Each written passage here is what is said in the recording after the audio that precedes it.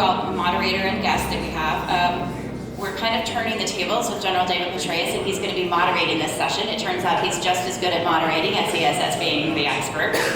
We're talking about the advantage and opportunity of Ukraine's strategic Western partnerships.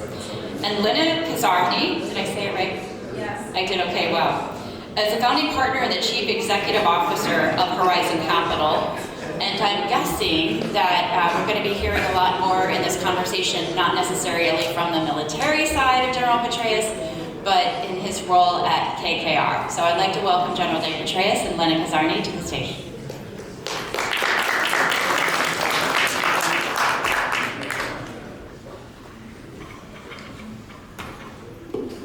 Well, thank you very much. Indeed, now I'm going to put on my hat as a partner in one of the world's largest investment firms, and certainly far and away the best.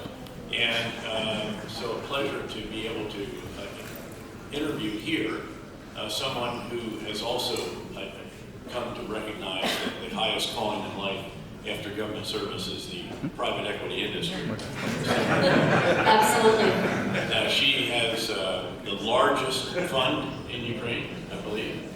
In fact, why don't you start off, just tell us a bit about yourself. How did you end up coming to Ukraine? How did you end up doing what it is you're doing? David, General. General, it's so wonderful to meet you, and it was wonderful to meet you last night at dinner, at our AmCham dinner. I arrived in Ukraine 30 years ago, and I wanted to come before the rush. So that was in 1993. And you're of Ukrainian heritage. I'm of Ukrainian heritage. My father was born in Donbass. My mother's from central Ukraine. I am the granddaughter of Holodomor survivors, and Ukraine is my mission, is my passion. I found that out very early on, and very quickly understood that what was important was to bring capital to Ukraine. And that's something that I've dedicated my life to. I was lucky enough to join a U.S. enterprise fund, one of 10 that was set up, $2 billion that the U.S. put to work after the Soviet Union fell apart. And we were managing $150 million for Ukraine and Moldova. From that, we spun out, we formed Horizon Capital. We have $1.6 billion under management, and we've brought in $2.4 billion into the projects that we have backed in the country. So 172 projects, 80,000 people, and today we have 26,000 people working in the companies that we back in this country throughout, even before the full-fledged invasion, and continue to do so after the fact. So, and you're still attracting investors? People are still raising their hand wanting to invest here. I should note, by the way, that, rule number one with investing is that you're actually supposed to get back more than you put in. We do lots of charity, but the investing is not charity. We do enjoy doing good while still doing well, but you still do have to do well. And you're still able to do that since the full-fledged invasion. General, all of our funds are profitable. Our vintage 2006 and 2008 funds are fully distributed, profitable returns to our investors. We have raised $800 million since the war began in 2014. Those funds are generating high double-digit returns and continue to do so. We've sent almost $800 million back to our LPs. And I fully agree with you. It is both development in terms of ensuring there's capital, creating jobs, and powering Ukraine's resilience. But at the same time, investors expect a return. Now, you're also a pillar of the AmCham. Tell us a bit about that, if you would, please. Thank you for mentioning AmCham. AmCham is an incredible community. We've got the president here, Andy Gunda, and it's a community of over 600 companies who've invested $50 billion in Ukraine. It's a community that comes together to network, to be the voice of business, to be the voice to government, to be the voice, the investment ambassadors of the country. And it's an amazing community. We had a dinner last night, and we brought in the heads of lots of companies. Cargill was there, Coke was there, McDonald's was there, Boeing and others. And what I think you were very impressed with is how resilient these companies are, how nothing will faze Ukrainians, how Ukrainians are going to get it done no matter what. The internet never went down, connectivity never went down, the banks never failed. The people show up to work every single day. You don't have this, post-COVID, do I come to the office or do I not come to the office? The kind of productivity that we see in Ukraine, the kind of hard work. And remember, Ukrainians are not just working at their jobs every day. They are volunteering, they're working weekends, they're doing everything for the defenders on the front. So it's nonstop, and it's the people here that have really made the difference, and that's who we back. Now, you've been here, as you said, 3 decades. You have watched all these various evolutions, literally independence, Maidan, all of the rest of this. And you've been investing through all of it. We've been investing through all of it. We never stopped. After the full-fledged invasion, we continued to invest. We made it our mission to raise the largest fund for Ukraine since the full-fledged invasion. We wanted to raise $250 million. We exceeded our goal by $100 million. We raised $350. We closed that in February. But what is more important than the number is that we brought a consortium of 9 governments, EBRD, IFC, 20 of the top private investors, family offices, foundations, institutions, with a capital base of $700 billion. So when we put equity to work, we have the strength of that capital base to co-invest alongside us. So though we are investing 10 to 30 million tickets, we can do deals of up to 100 million because of the strength of our co-investors and their desire to come in alongside us. Now, we were talking earlier, and of course we had a question in the first session about when do the big investors come in? And the truth is, I've been visiting Ukraine off and on, really since it was still part of the Soviet Union. It was the first time I was here, I think in late 1990. And then in various other incarnations, including with my great friend, Lieutenant General Frank Helmick, when we were in the 1st Brigade of the 2nd Airborne Division together. We had Ukrainians come jump with us, and so we came back over here to spend time with those great paratroopers. By the way, I should, just as a really quick story, I knew that the first day that we showed up, somewhere around 9:30 or 10 in the morning, that the silver tray was going to appear with shot glasses full of vodka. And so we cooked up a story that it was illegal for us to drink while on deployment or something of that nature. But then on the final night, I came in and there was this big party, and I said, we have great news. There's an exception to the policy. Congress has passed a new law. Tonight we can drink. We did. But a great time. So, but again, many other times, including since joining KKR.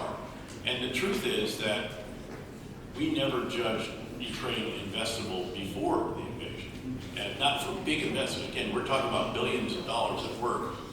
And there have to be certain conditions, a certain context. There has to be reliable rule of law. If something doesn't go well, you have to be able to take that to the courts if necessary. There needs to be a lack of corruption. There has to be integrity in governance. There has to be reasonable competition. Oligarchs can't dominate a sector and have kleptocratic or monopolistic or even oligopolistic powers in them. So, and the truth is that all of those weren't present for the really big deals. You just couldn't see your way to doing that. Tell us how the situation has evolved, even more recently, frankly, in those different areas. I fully agree with you that historically Ukraine has had a perception issue, what you've mentioned. And for us, I mean, we started with the U.S. government funds, so we had corporate governance in our DNA. There were industries that we would not enter because there were sectors that were not transformed or had a vested interest or shadow economy. And we focused on the new generation, which I think is powering so much of Ukraine's resilience today. So we were the first IT investor back at the U.S. government fund in 2002, when IT was 110 million. It's a 7.3 billion industry. And if Ministry of Digital Transformation does what they're doing, it will be 17 billion. This is over 310,000 IT specialists and programmers. So we started off in areas where, from our standpoint, they were blue ocean. And consumer goods, retail, food processing, manufacturing.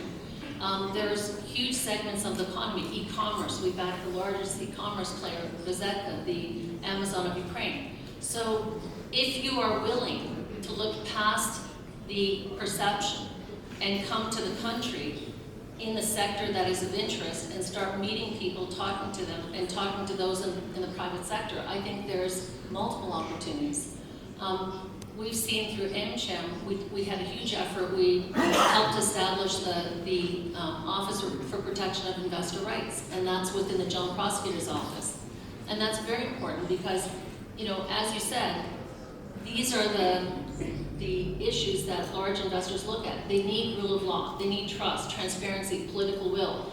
And then if something goes wrong with someone nefarious in a region somewhere, they need to know that this can be escalated and a spotlight shone on that case. And that is why we did the efforts with the Office for Protection of Investor Rights. And I think today, out of 82 cases, over 80% are cleared. And that's important. That is happening while also the anti-corruption programs are gaining traction, as well as the other reforms in that area. And, you know, I should say that we were hugely impressed by the chairperson, actually, because it's a woman who's the head of the anti-corruption committee in the Parliament, and what she laid out and so forth. I mean, you know, when you take down the chief of the Supreme Court and find millions of dollars in cash in his office, that says something. And there's a number of cases like that that have been are being prosecuted that once again are very, very impressive. Much work to be done still, including, frankly, raising the salaries of government workers, so that this temptation is a bit subdued. But again, I think what you're describing is a thoughtful way to go about it. You have to find the sector, you have to find the company itself, the integrity in that, and then you can be assured that you've got the chance to have the excellence really rewarded in a way that you can seek. Do you have any of the large venture capital firms in here yet? We have many of the large venture capital firms, you know, General Catalyst and others that are here, and they're typically, you know, as you know, backing IT, backing tech, backing digital service providers, backing product platforms.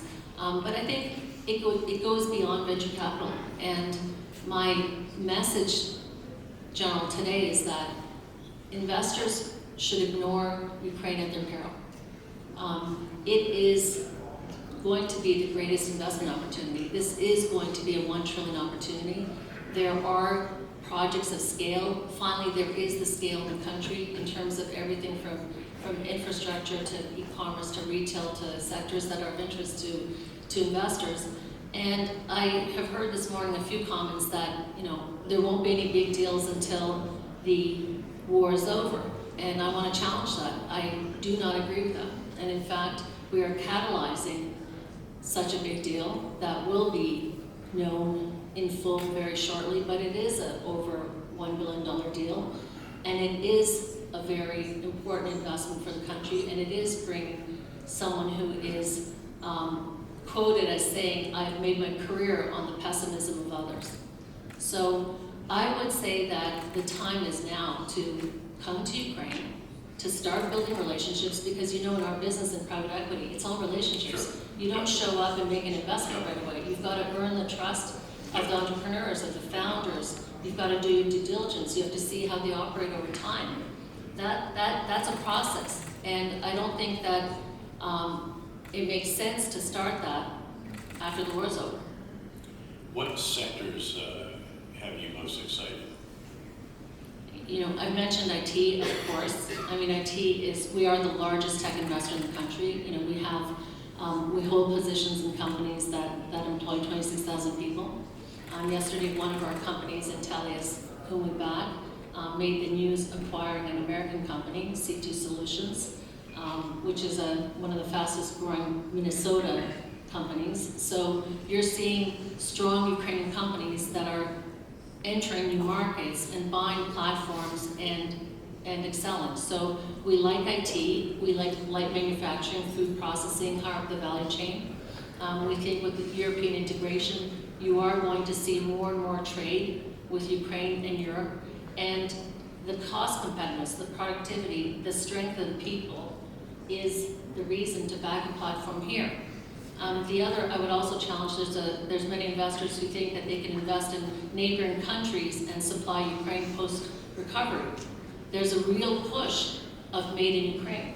There's a real push, and the Ukrainian state, Ukrainian through Prozora, through other means, they want to support those who are paying taxes and creating jobs in the country.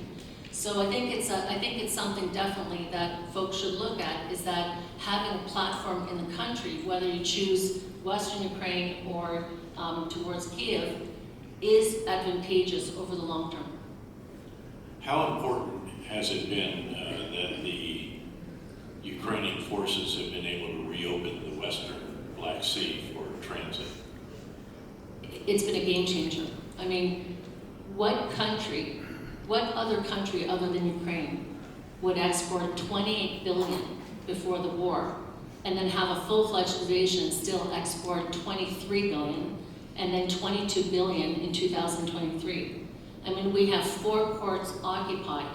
And if you look at what Ukraine has done, and it's impressive, this Ukrainian corridor, because over the year that we had the UN brokered corridor, you had 1,000 ships that left port. I mean, 33 metric tons. You've had 34 metric tons that have left ports in 6 months under Ukraine's deal. And that's all because of the ability to protect the Black Sea, to protect those fleets, and to do it together with US and other allies, but reducing the capability that the Russians have in the Black Sea by 30%, that's a game changer. And we have to keep those exports going. It fuels the strength of the economy. You know, 20% of Ukraine's people work in the agricultural sector. Ukraine is one of the top exporters along, you know this, General, across so many different products. So that is essential. 25% of the world's grain exports. I mean, it's massive.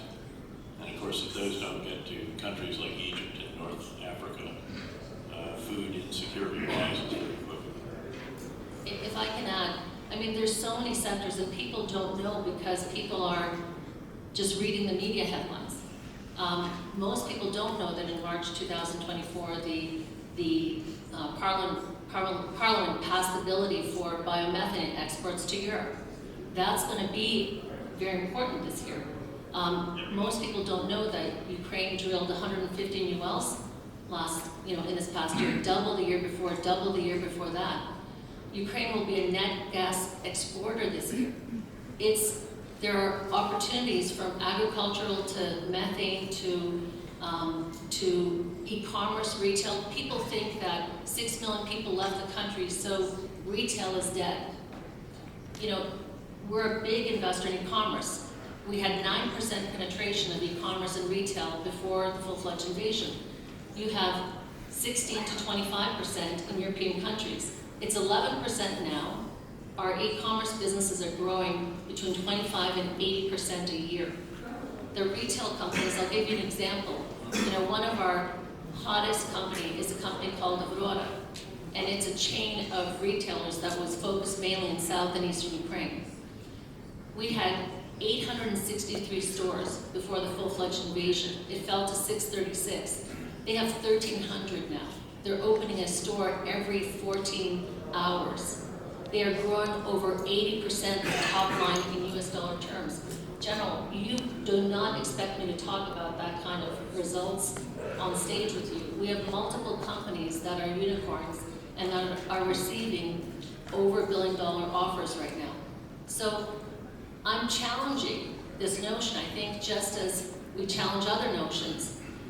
If Ukraine has received $100 billion in military aid and $82 billion in financial aid to the budget, it's time to bring capital to the private sector, to invest in Ukrainians, to invest in Ukrainian companies, and to ensure that everything from venture capital and startups to growth equity to buyouts to bolt-on acquisitions to cross-border transactions, all of that is possible here. It takes people to buy a plane ticket, start talking to folks at AmCham and talking to folks in the private sector and looking at those partnerships that can start now.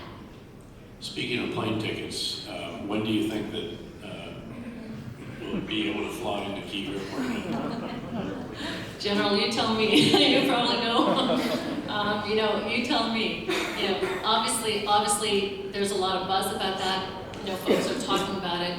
There's a great deal of work that has to happen. So just as entering any deal takes time, they've got to do all that legwork. Fair enough. There were some pretty inspirational stories last night about, again, continuing to march, continuing the mission, regardless of what's going on. Can you relate a few of those? One of my favorite stories is our broadband cable provider, which is the Comcast of Ukraine, David Voya.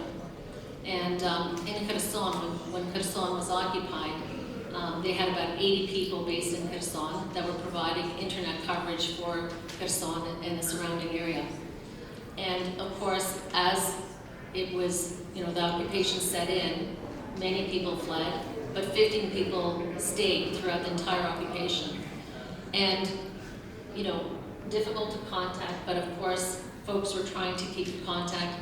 But on the Liberation Day, we thought it would take a long time to get internet coverage back because obviously we saw the videos of, soldiers coming in, pulling out old servers, destroying equipment, stealing everything.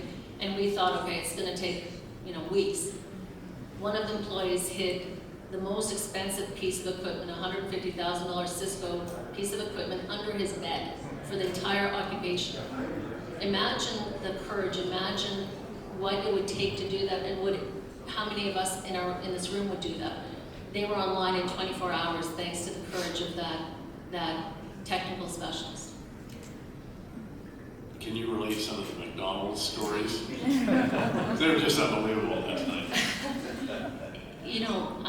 McDonald's CEO is on our board, on the AmCham board, and she's incredible. And the degree to which she has advocated for Ukraine, for continuing to invest in Ukraine. And, the pressure, everyone from the highest government officials to the top people in the embassies. I think there were embassies that were not returning until McDonald's reopened, because that's a daily staple.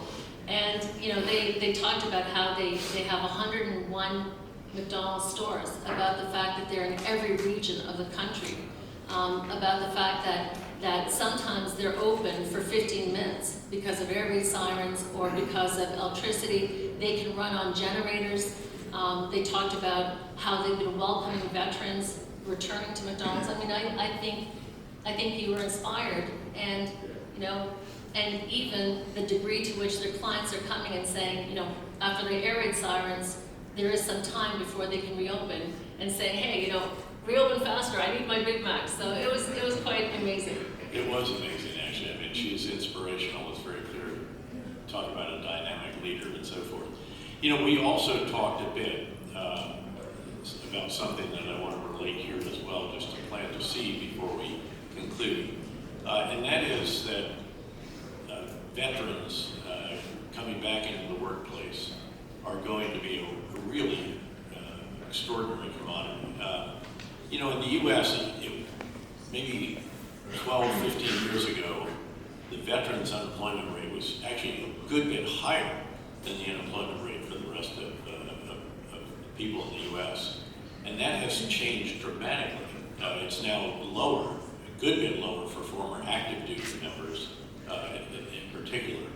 And the reason it's lower is because businesses have fallen in love with veterans. They realize that they bring values, experience, expertise, often leadership abilities that they've learned at very young ages, and all the rest of this. The qualities and attributes are quite extraordinary. In fact, as an additional duty at KKR, I'm the chairman of the Vets at Work effort that we have, where we work with our portfolio companies to ensure that they're going through the right process to hire veterans. And we typically will run an annual job hiring fair, which will have 60, 80 companies. They can't get enough at this time. KKR companies have hired over 100,000 veterans and spouses in the last about 11 years. And again, now that they're competing to find these veterans. But the big idea here is that this shouldn't be charity. You're not giving a job just because they served. You're providing them a career opportunity. And the difference between a career opportunity and a job is that a career opportunity has opportunities for advancing. The employer invests in the veterans who are now part of their ranks, education, training, affinity groups, all the rest of this, and give them a real opportunity. Again, not just 8 to 4, 40-hour-a-week job. And we discussed that last night, I know, but I think, again, wanted to plant that thought here as well, because that should be the approach, I think, that the businesses, especially those part of AmCham, pursue. Fully agree with you. And at AmCham, we are organizing roundtables and a focus on veterans reintegration. I believe that in Ukraine, and we talked about this last night, there's a real respect in the corporate sector towards veterans.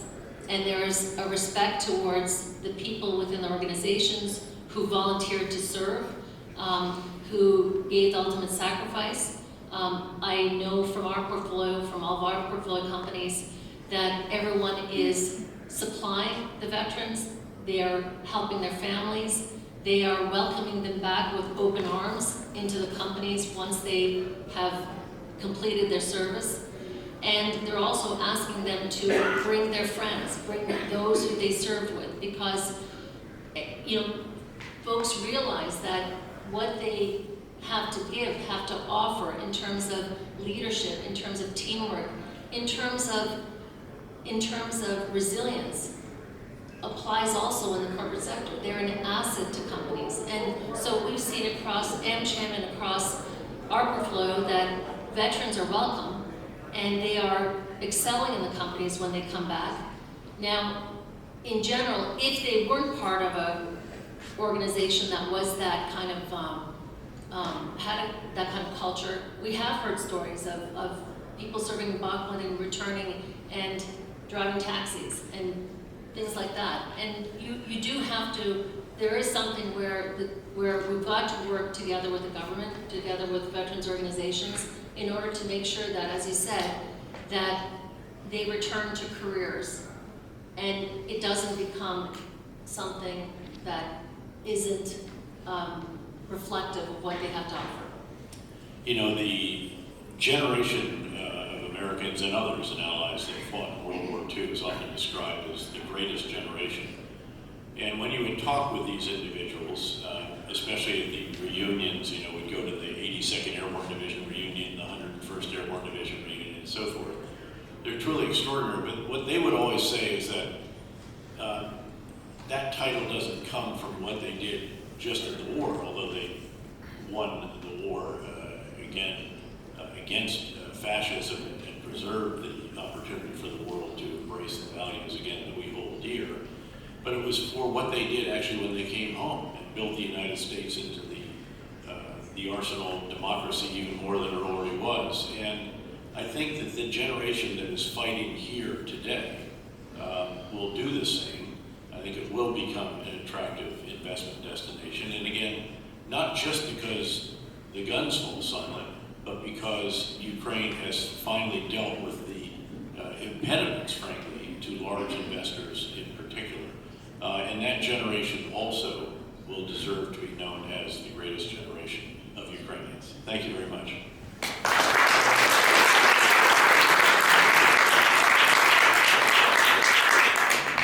General, if I can say that the greatest generation in Ukraine will be the generation, and is the generation, that never knew the Soviet Union, that was born in an independent Ukraine, and it's that generation that's also inspired their grandparents, Maidan. It was the Afghan veterans and others who came to protect that generation, and they're powering so much of the tech and other innovations. So the greatest generation you'll see will be those born in an independent Ukraine. Thank you so much.